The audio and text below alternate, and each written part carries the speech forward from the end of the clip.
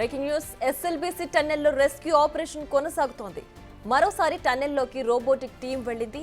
ఈ బృందం వెంట మద్రాస్ ఐఐటి ప్రొఫెసర్ కూడా వెళ్లారు. టన్నెల్లోని పరిస్థితులను అంచనా వేస్తున్నారు. రోబోలను తెప్పించి సహాయక చర్యలకున్న అనువైన పరిస్థితులపై పరిశీలిస్తున్నారు. ఇప్పటికే క్యాడవర్ డాగ్స్ టన్నెల్ లోపలికి వెళ్లాయి. చిక్కుకున్న వారి కోసం క్యాడవర్ డాగ్స్ తో తనిఖీ చేస్తున్నారు.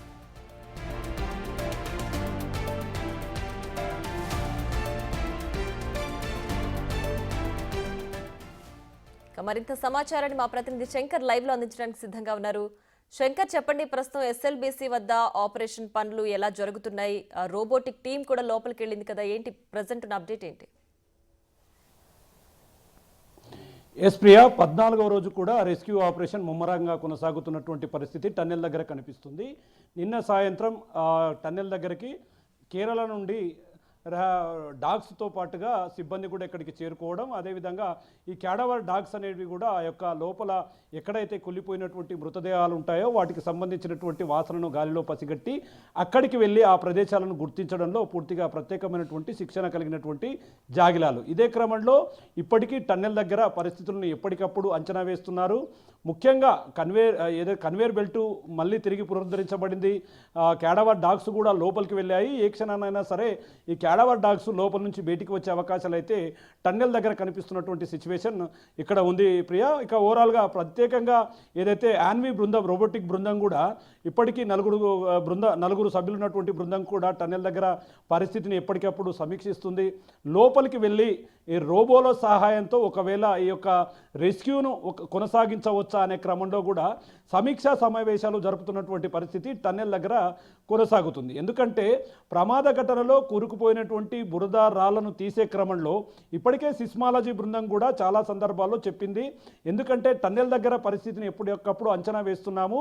ఎక్కడైనా సరే ఈ తవ్వకాలు, ఈ యొక్క తొలగింపు ప్రక్రియలో భూ ప్రకంపనలు జరిగే అవకాశాలు ఉండొచ్చు అని చెప్పి కూడా ఈ యొక్క మట్టికి సంబంధించినటువంటి టెస్టులు చేయడం, దాన్ని లేబొరేటరీకి పంపించడం, వాటి పరీక్షల ఆధారంగానే ఓవరాల్గా రెస్క్యూ కొనసాగుతున్నటువంటి పరిస్థితి టన్నెల్ దగ్గర కనిపిస్తుంది. ఇక ఇప్పటికే ఎవరైతే రోబోటిక్ నిపుణులకు సంబంధించి ఐఐటి బృందం కూడా 2-3 సార్లు లోపలికి వెళ్ళి వచ్చింది. ఎందుకంటే అక్కడ పరిస్థితులు ఏ విధంగా ఉన్నాయి, అక్కడ మనుషుల ద్వారా సాధ్యమవుతుందా, రోబోల ద్వారా సాధ్యమవుతుందా, జాగిలాలు ఎంతవరకు దీన్ని ఆపరేషన్లో ముందుకు వెళ్తున్నాయనే క్రమంలో కూడా ఇదంతా కూడా ఏదైతే డిజాస్టర్ మేనేజ్మెంట్కి సంబంధించినటువంటి అరవింద్ కుమార్ కూడా ఎప్పటికప్పుడు వారికి సంబంధించినటువంటి పరికరాలు ఎక్కడ సమస్య వచ్చినా కూడా వాటిని లోపలికి పంపే ప్రయత్నం చేస్తున్నారు. లోపల ఒక కనెక్టివిటీ అనేది కొనసాగుతుంది. ఎందుకంటే టన్నెల్ దగ్గర ఉన్నటువంటి వైఫైని బేస్ చేసుకొని లోపల ఉన్నటువంటి సమాచారం అంతా కూడా వైఫై కాల్లో మాట్లాడుకోవడం, అక్కడ వీడియోలను పూర్తిగా బయటి నుంచి పర్యవేక్షించడం, ఇట్లాంటివి జరుగుతున్నాయి. కాబట్టి రెస్క్యూలో మాత్రం ఎక్కడ కూడా ఆగకుండా ఆపరేషన్ కొనసాగుతుందనే చెప్పవచ్చు. ఇప్పటికీ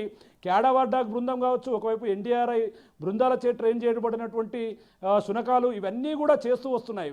మొత్తంగా 120 మందితో కూడినటువంటి బృందం సభ్యులు లోపల రెస్క్యూ ఆపరేషన్లో పాల్గొంటున్నారు. ఇప్పటికీ వారికి సంబంధించి లోపల పనిచేసే వారికి ఆహారం, నీటిని కూడా ఏర్పాటు చేసి ఎక్కడ కూడా ఎలాంటి ఇబ్బందులు రాకుండా చూస్తున్నటువంటి పరిస్థితి టన్నెల్ దగ్గర కనిపిస్తుంది.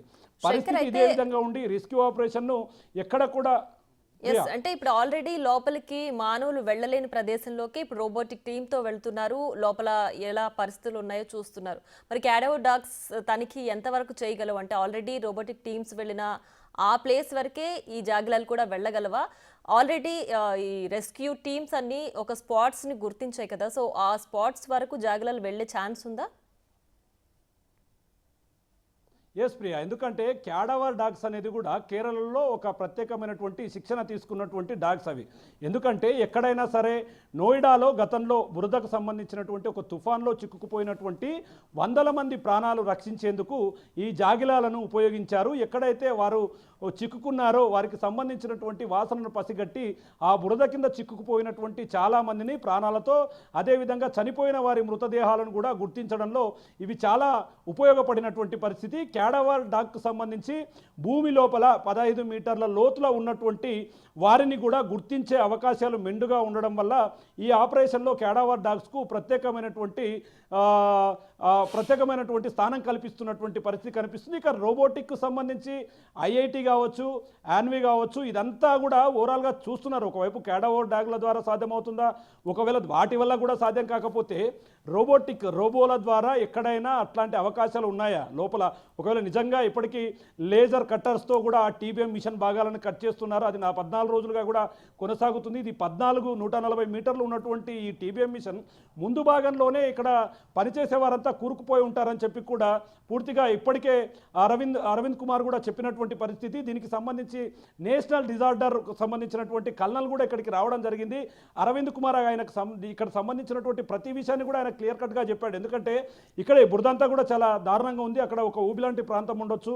ఈ మిషన్ కట్టింగ్స్ కంప్లీట్ అయితే తప్ప అక్కడికి వెళ్ళే ఛాన్సెస్ లేవని చెప్పి కూడా చెప్తున్నాడు. మరి నిజంగా కేడవర్ డాగ్లు ఒకవేళ పసిగడతాయా, 15 మీటర్ల లోతులో ఉన్నటువంటి వాటిని కూడా పసిగడతాయని చెప్పి ఆ సునకాల వెంట, ఆ జాగ్లాల వెంట వచ్చినటువంటి సిబ్బంది చెప్తున్నారు. మరి ఏదేమైనప్పటికీ సర్వత్రా అయితే ఆసక్తి నెలకొంది అని చెప్పవచ్చు. ఒకవేళ నిజంగా కేడవర్ డాగ్స్ ఖచ్చితంగా వాటిని కనిపెడితే మాత్రం తీయడానికి పెద్దగా పని ఉండకపోవచ్చు. ఎందుకంటే ఇప్పటికి కన్వేర్ బెల్ట్ 2-3 సార్లు కొంత అంతరాయం ఏర్పడ్డప్పటికీ ప్రజెంట్ అయితే రన్ అవుతుంది. అది దాదాపు గంటకు 800 టన్నుల మెటీరియల్ను కూడా బయటికి పంపిస్తుంది. దాన్ని ఎప్పటికెప్పుడు అధికారులు కూడా అబ్జర్వ్ చేస్తున్నారు. లోపల పెద్ద పెద్ద జనరేటర్లు తీసుకుపోయారు. లేజర్ కటర్స్ మిషన్స్తో కూడా వర్క్ చేస్తున్నారు. టన్నెల్కి సంబంధించినటువంటి బ్లూ ప్రింట్, అదేవిధంగా లేటెస్ట్ టెక్నాలజీ ఆక్వా మిషన్లు కావచ్చు, ఎన్జిఆర్ఐ సిబ్బంది కావచ్చు, సిస్మాలజిస్టులు కావచ్చు, ఓవరాల్గా ఇదంతా కూడా ఒక ఐక్యతతో కూడుకున్నటువంటి పనిగా ముందుకు వెళ్తున్నారు. రాష్ట్ర ప్రభుత్వం అయితే ఇప్పటికే ముఖ్యమంత్రి రేవంత్ రెడ్డి ఈ రెస్క్యూ ఆపరేషన్ను మరింత పెంచుతాం తప్ప ఎక్కడ కూడా ఆపబోము, లోపల చిక్కుకున్న వారికి సంబంధించినటువంటి ఆనవాళ్లు లభించేంత వరకు కూడా ఈ రెస్క్యూ ఆపరేషన్ కొనసాగుతుంది. వారికి సంబంధించినటువంటి ఆనవాళ్లు తీసుకొచ్చి వారి కుటుంబ సభ్యులకు అప్పజెపుతాం. వారి కుటుంబ సభ్యులకు రాష్ట్ర ప్రభుత్వం మరోవైపు కంపెనీ నుండి కూడా పూర్తి స్థాయిలో సహాయ సహకారాలు అందిస్తామని చెప్పినటువంటి ఈ క్రమంలో కేడవర్ డాగ్స్ ఒకవైపు రోబోటిక్ వ్యవస్థ అంతా కూడా సక్రమంగా పనిచేస్తే రాబోయే 2-3 రోజుల్లో కూడా దీని మీద పూర్తిగా ఫలితం వచ్చే అవకాశం ప్రస్తుతం టన్నెల్ దగ్గర కనిపిస్తుంది. Priya. Right Shankar, thanks for the updates.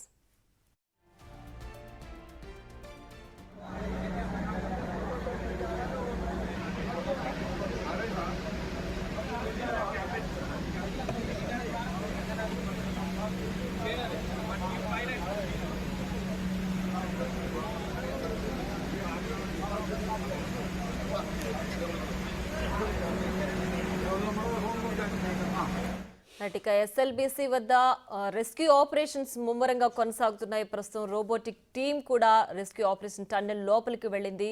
So దాంతోపాటు ఐఐటి మద్రాస్ నిపుణులు కూడా రోబోటిక్ టీంతో వెళ్లారు. దానికి అనుకూలమైన పరిస్థితులు ఎలా ఉన్నాయి, అక్కడ లోపల పరిస్థితి ఏంటి అంటూ కూడా ఆ టీం పరిశీలించింది. ఇప్పటికే కేడవర్ డాగ్స్ కూడా తనిఖీలు చేపడుతున్నారు.